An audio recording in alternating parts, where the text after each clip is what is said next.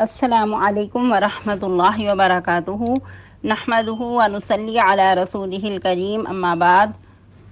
امید کرتے ہیں آپ تمام سسٹرز خیر و عافیت سے ہوں گی اور ایمان کی بہترین حالت میں ہوں گی۔ اللہ رب العزت سے دعا ہے آپ کی طرف ہر بڑے والا شر خیر و بدل دے، آمین آمین۔ پیاری سسٹرز، ہم لوگ سورۃ المائدہ کی آیت مبارکہ 54 کی تفسیر کر رہے تھے اور اس کی تفسیر بھی جاری تھی۔ اس میں ہم جز 2 پڑھ چکے تھے، آج کا لیسن جز 3 ہے اور بہت ہی اہم لیسن ہے۔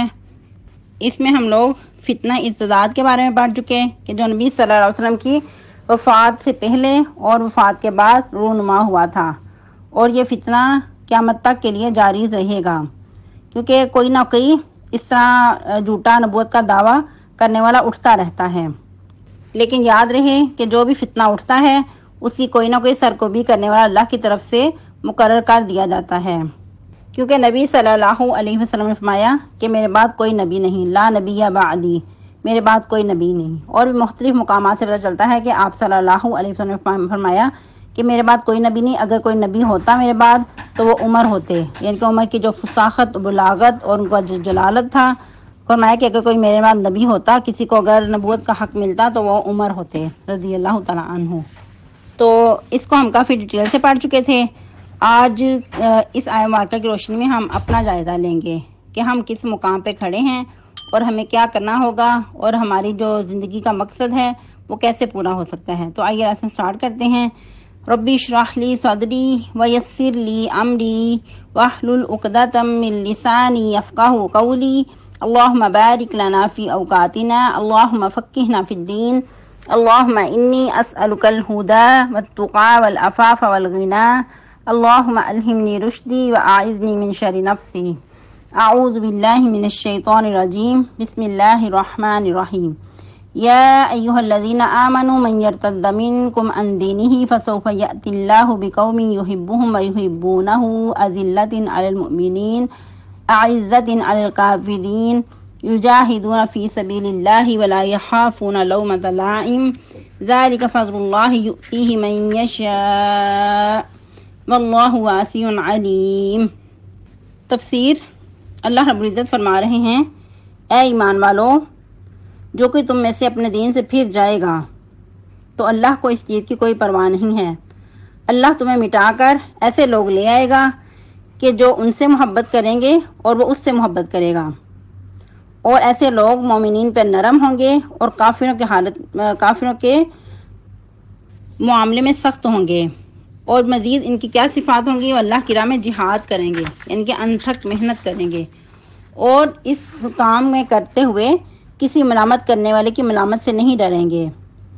تو ان کی روشنی میں ہمیں اپنا جائزہ لینا ہوگا کہ کیا ہمارے اندر یہ صفات موجود ہیں۔ اور سب سے پہلے دیکھیں کہ اللہ رب العزت کس کو مخاطب کر رہے ہیں۔ یا ایھا الناس نہیں کہا بلکہ یا ایھا الذین آمنوا کہا ہے کہ اے ایمان والو، اگر تمہارا ایمان کا دعویٰ ہے، تم اپنے دعوے میں سچے ہو، تو پھر یاد رکھنا اگر تم اپنے دین سے پھر گئے، مرتد ہو گئے، کیونکہ دین میں جب انسان داخل ہوتا ہے تو بہت ساری پابندیوں کو بھی سہنا پڑتا ہے، بہت سارے رول جو ہوتے ہیں ان کو فالو کرنا پڑتا ہے۔ کچھ لوگ کیا ہوتا ہے کہ جب پابندیاں پوری نہیں کر سکتے تو اس کو چھوڑ کر ایک طرف ہو جاتے ہیں، پھر کیا کہتے ہیں کہ کیا کریں، پھر دنیا کے ساتھ بھی چلنا پڑتا ہے، پھر کیا کریں، ماحول ہی ایسا ہے، یا پھر اب جدت کا دور ہے، جدید دور ہے، کیا کریں، پھر سب کے ساتھ چلنا پڑتا ہے، اب تو ایسی پابندیوں پہ عمل نہیں ہو سکتا۔ تو یاد رہے کہ جو اب خود کو مومن بھی کہلاتا ہے اور ان پابندیوں کو پورا نہیں کرتا تو اللہ کو ایسے لوگوں کی پرواہ نہیں ہے۔ اللہ تعالیٰ بہت سخت ڈانٹ پہ پلا رہے ہیں کہ اللہ تمہیں مٹا کر پھر اور لوگوں کو لے آئے گا جو تم جیسے نہیں ہوں گے، بلکہ ان کا کیا ہوگا کہ وہ مومنوں کے حق میں نرم ہوں گے۔ تو اس کی روشنی میں ہم اپنا جائزہ لیں کہ کیا ہمارا معاملہ ایسا ہے کہ ہم اپنے مومن بھائیوں کے حق میں نرم ہیں، یا کہ ہمارے اندر سختیاں ہیں۔ اپنی ہی ذاتیات کو لے کر ہم ایک دوسرے سے نفرتیں کرتے ہیں، ایک دوسرے سے دور ہو رہے ہیں، اپنے ہی بازو کاٹ رہے ہیں، اور اپنے ہی پیاروں کے ساتھ جو ہے نرمی والا معاملہ نہیں کرتے،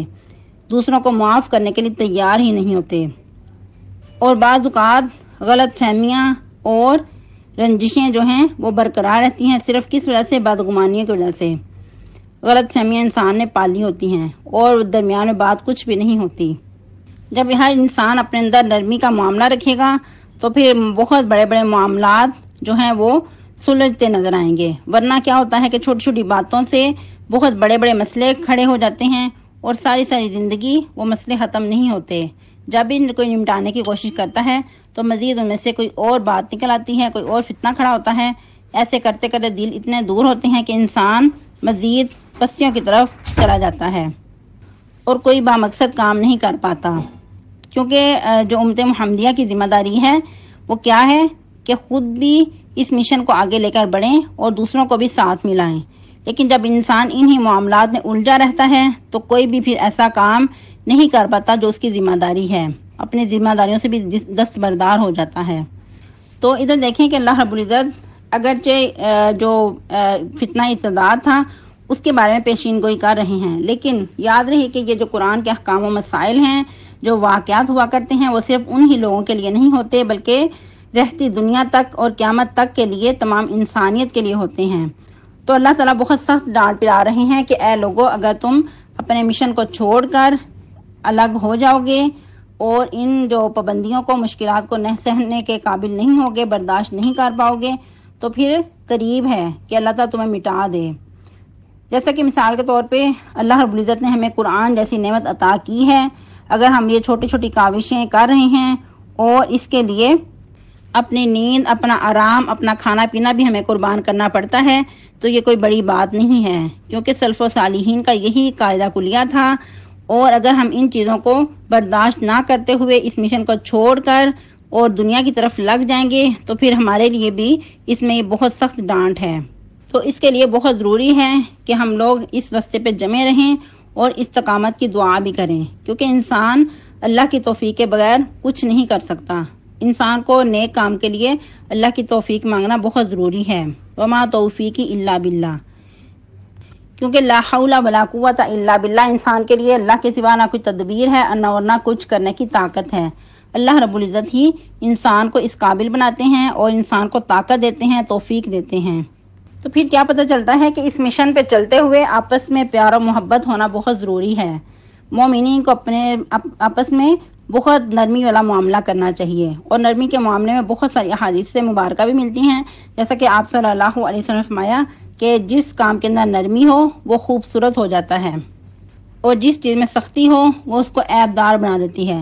اور جس گھر میں نرمی ہوتی ہے وہ بہت ہی اچھے گھر ہوتے ہیں۔ یعنی کہ کچھ حدیث کا مفہوم اس طرح ہے کہ جن گھروں میں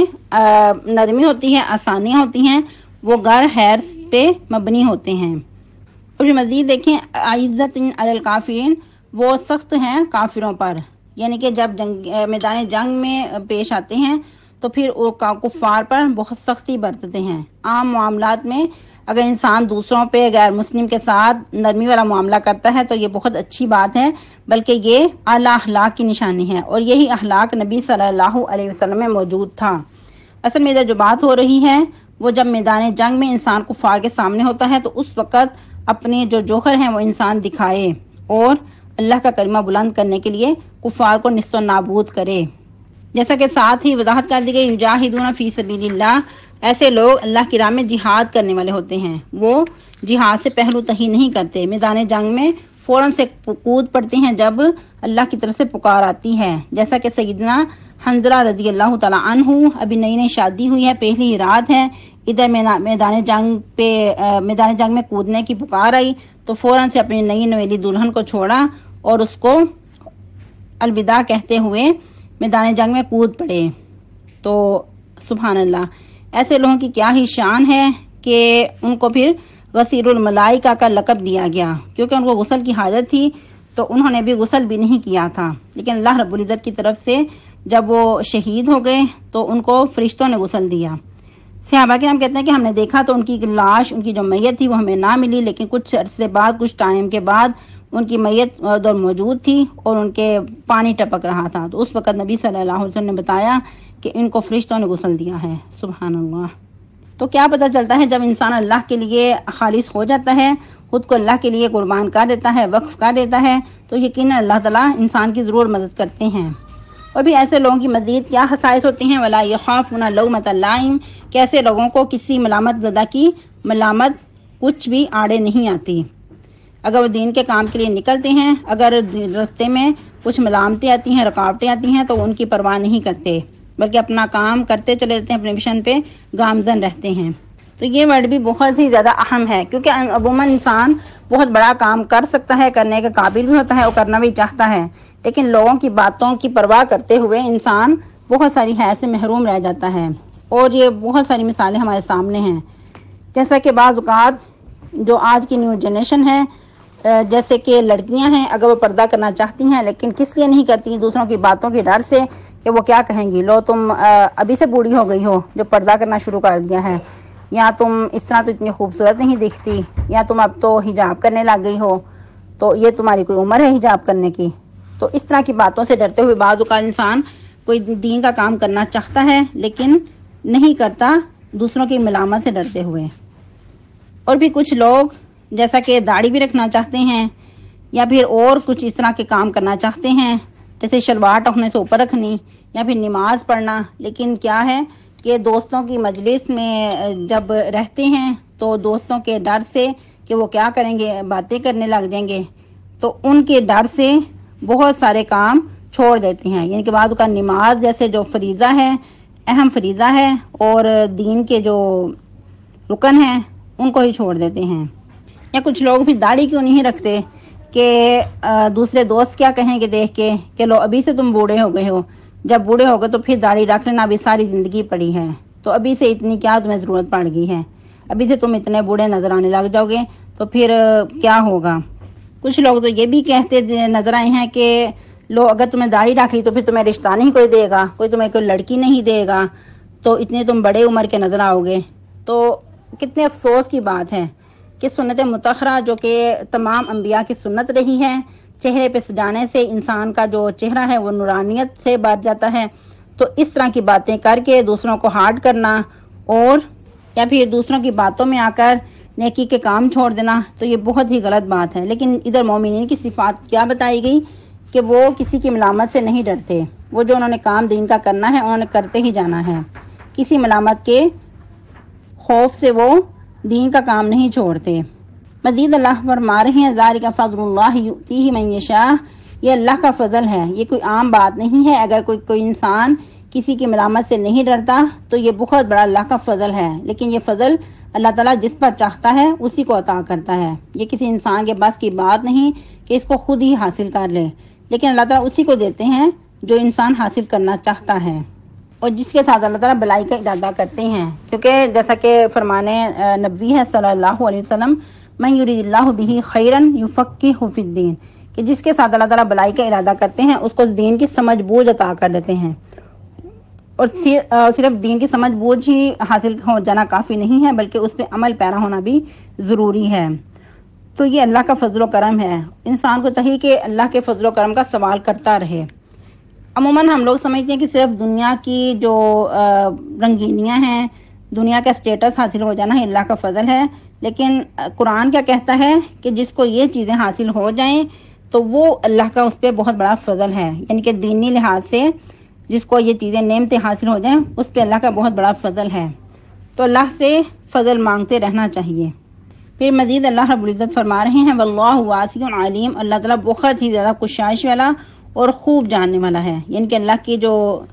رحمتیں ہیں، اللہ کی جو وسعتیں ہیں بہت پھیلی ہوئی ہیں، کائنات کی جو وسعتیں ہیں، اگر انسان کائنات پہ ہی غور و فکر کرے یا انسان اپنے ہی بدن پہ غور و فکر کرے تو بہت ہی اللہ کی قدرتیں پھیلی ہوئی ہیں، بہت ہی وسیع ہیں، اور اللہ تعالیٰ ہر چیز کو بہت باریک بین سے جاننے والا ہے۔ انسان کی اگر عقل میں کوئی چیز نہیں آتی، سمجھ میں کچھ نہیں آتا، لیکن اللہ تعالیٰ ہر چیز کی حکمت کو بخوبی جانتے ہیں۔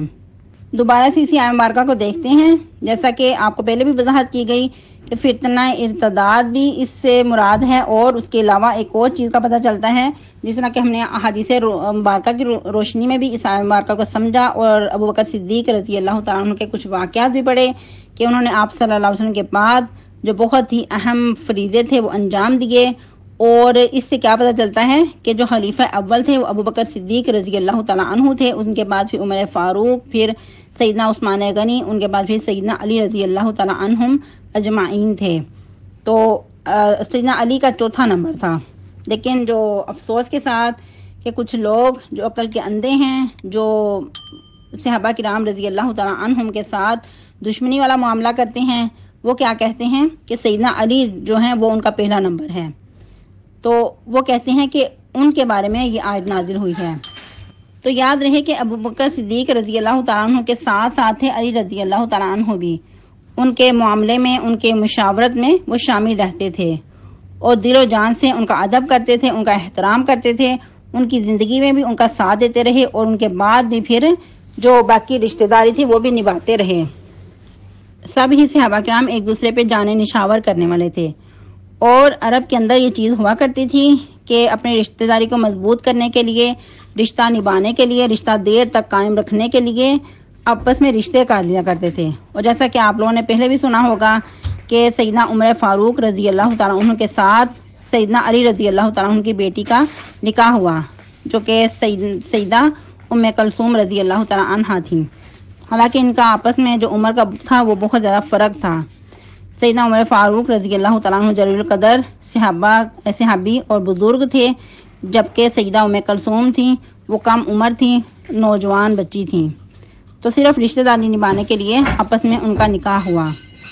اگر اس قسم کی باتیں کی جائیں کہ ان کا آپس میں دشمنی تھی یا آپس میں ان کی چپکلشیں چلتی تھیں یا ایک دوسرے کے ساتھ ان کی نبدی نہیں تھی، تو یہ بہت غلط بات ہے اور انتہائی جہالت میں مبنی بات ہے. کیونکہ اگر کتب احادیث کا مطالعہ کیا جائے تو بہت سارے ایسے واقعات ملتے ہیں، بے شمار واقعات ملتے ہیں کہ جو آپس میں صحابہ کرام کی محبت، پیار، اثار و قربانی تھی. پھر مزید فتنہ جو کہ شیعہ حضرات کہتے ہیں کہ سیدنا علی رضی اللہ تعالیٰ عنہ کو وراثت سے محروم کر دیا گیا تھا، تو اس میں واضح حدیث مبارکہ موجود ہے. جیسا کہ اماں جان عائشہ صدیقہ رضی اللہ تعالیٰ عنہ فرماتی ہیں کہ جب نبی صلی اللہ علیہ وسلم کی وفات ہوئی تو اس وقت میں بالکل آپ صلی اللہ علیہ وسلم کے پاس موجود تھی، اور نبی صلی اللہ علیہ وسلم کی جو یعنی کہ سر مبارکہ تھا وہ اماں جان عائشہ صدیقہ رضی اللہ تعالیٰ عنہ کے ساتھ لگا ہوا تھا اس وقت.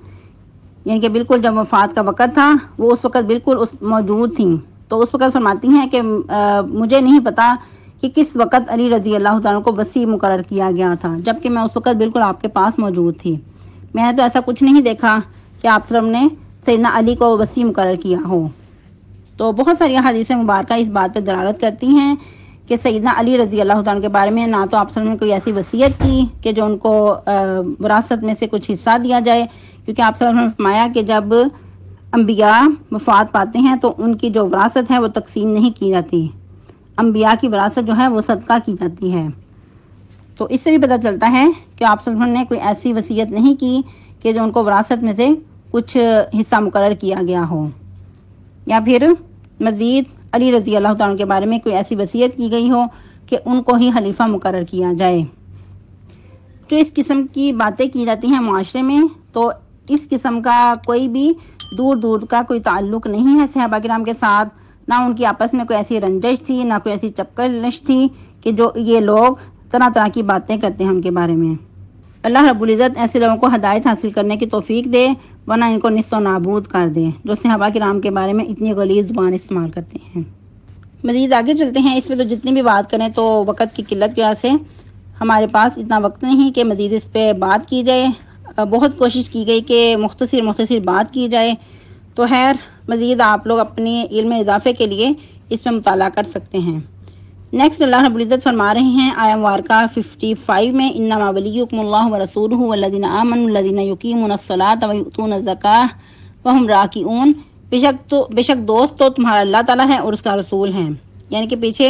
یہود و نصارہ کی دوستی سے منع کیا گیا تھا، ادھر کیا فرمایا گیا کہ دوستی کے جو حقدار ہیں، دوستی کرنے کے جو لائق ہیں وہ اللہ رب العزت ہیں اور اس کے رسول صلی اللہ علیہ وسلم ہیں. اور وہ لوگ جو مومن ہیں، وہ لوگ جو یعنی کہ نماز قائم کرتے ہیں اور زکوٰۃ ادا کرتے ہیں اور وہ رکوع سجود بھی کرتے ہیں. اس سے مراد کیا ہے؟ راکعون سے مراد جو عام رکوع ہے وہ نہیں، بلکہ ان کے اندر خشیت ہوتی ہے. خشیت کے ساتھ وہ جھکے رہتے ہیں، اللہ کے سامنے دبے رہتے ہیں، اللہ کی عظمتوں تلے وہ دبے رہتے ہیں. تو کیا پتہ چلتا ہے کہ جو مومنین ہوتے ہیں وہ اللہ کی دوستی کو اول ترجیح دیتے ہیں. جیسا کہ سورۃ البقرہ میں بھی آپ پڑھ چکے ہیں والذین آمنوا اشد حبا للہ، کہ جو مومنین ہوتے ہیں وہ اللہ کی محبت میں شدید تر ہوتے ہیں، وہ ہر کام کرتے وقت اللہ کی محبت کو اول ترجیح دیتے ہیں، ہر کام کو کرتے وقت دیکھتے ہیں کہ کہیں اس میں اللہ کی ناراضگی تو نہیں، کہیں اللہ کی اس میں محبت دور کرنے کا سبب تو نہیں ہے، اور پھر مزید اللہ کے ساتھ ساتھ وہ اس کے رسول صلی اللہ علیہ وسلم سے بھی دوستی رکھتے ہیں، اور ان لوگوں سے جو جن کے دوستی کا معیار ہے وہ کیا بتایا گیا، اور جو مومنین ہیں وہ ان کے دوست دار ہوتے ہیں، اور پھر مزید ان کی کیا صفات بتائی گئی، وہ لوگ نماز بھی قائم کرنے والے ہوتے ہیں اور زکوٰۃ بھی ادا کرنے والے ہوتے ہیں۔ یہ مومنین کی خاص صفات ہیں،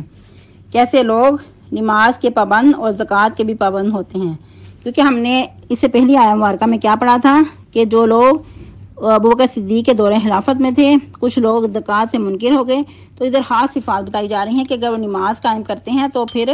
زکوٰۃ کی بھی پابندی کرتے ہیں، اور وہ ہمیشہ ہی جھکے رہتے ہیں، ہمیشہ ہی ان کے اندر عاجزی اور تواضع ہوتا ہے، اور کن کے حق میں تواضع ہوتا ہے، اپنے ہی ہم پلہ جو مومنین ہوتے ہیں ان کے ساتھ۔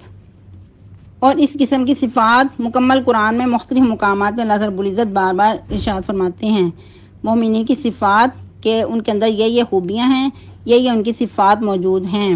جیسا کہ سورۃ المؤمنین میں بھی ایک مقام پہ فرمایا والذین یؤتون ما اتوا وقلوبہم واجلۃ انہم الی ربہم راجعون، کہ وہ لوگ جو دیتے ہیں دینے کے باوجود وہ ڈرتے رہتے ہیں کہ ان کے اندر کہیں کوئی ریاکاری نہ آ جائے، کوئی دکھلاوا نہ آ جائے، ایسا نہ ہو کہ جو کچھ وہ دے رہے ہیں دینے کے ساتھ ساتھ وہ اپنا محاسبہ بھی کرتے رہتے ہیں، کہیں کسی عمل کی وجہ سے ان کے اجر میں کمی نہ ہو جائے۔ پھر ساتھ ہی اللہ رب العزت مزید وضاحت کر رہے ہیں وَمَن يَتَوَلَّ اللَّهَ وَرَسُولَهُ وَالَّذِينَ آمَنُوا، اور وہ جو اللہ اس کے رسول سے دوستی رکھتا ہے اور ان لوگوں سے جو ایمان لائے ہیں، تو یاد رکھو ان حزب اللہ هم الغالبون، تو ایسے ہی لوگ اللہ کے گروہ ہیں، تو یاد رکھو کہ اللہ کا گروہ ہی وہ غالب آنے والا ہے۔ پھر ایسے لوگوں کو کوئی نیچ نہیں کر سکتا، کوئی مغلوب نہیں کر سکتا، اگرچہ بعض اوقات دنیاوی لحاظ سے مغلوب ہوتے نظر آتے ہیں، لیکن اللہ کے ہاں جو ان کے اجر ہیں وہ محفوظ ہیں، اللہ کے ہاں وہ بلند و بالا ہی ہیں، ان لوگوں کو بلندی ہی حاصل ہوتی رہتی ہے۔ ایسے لوگ اگر میدان جنگ میں شہید بھی ہو جاتے ہیں تو جو شہادت کا مرتبہ ہے وہ بھی بہت بڑا ہے، اللہ رب العزت کے ہاں یہ لوگ ہمیشہ ہی کامیاب رہتے ہیں۔ تو ہمیں دعا بھی کرنی چاہیے کہ اللہ رب العزت ہمیں اپنی دوستی عطا کرے اور اللہ تعالیٰ ہمیں حزب اللہ میں شامل کرے۔ تو آج کے لیے اتنا کافی ہے، آپ لوگوں نے بتانا ہے کہ آپ لوگوں نے اس لیسن سے کیا سیکھا، یعنی کہ آج ہمارا 3rd جز تھا، تو ان تینوں جز میں سے آپ لوگوں نے کیا حاصل کیا اور آپ کو کیا اچھا لگا۔ سبحانک اللہم ربنا وبحمدک نشہد ان لا الہ الا انت نستغفرک ونتوب الیک، والسلام علیکم ورحمۃ اللہ وبرکاتہ۔ ربنا اغفر لنا ولاخواننا الذین سبقونا بالایمان ولا تجعل فی قلوبنا غلا للذین آمنوا ربنا انک رؤوف رحیم، آمین، وصلی اللہ علی النبی۔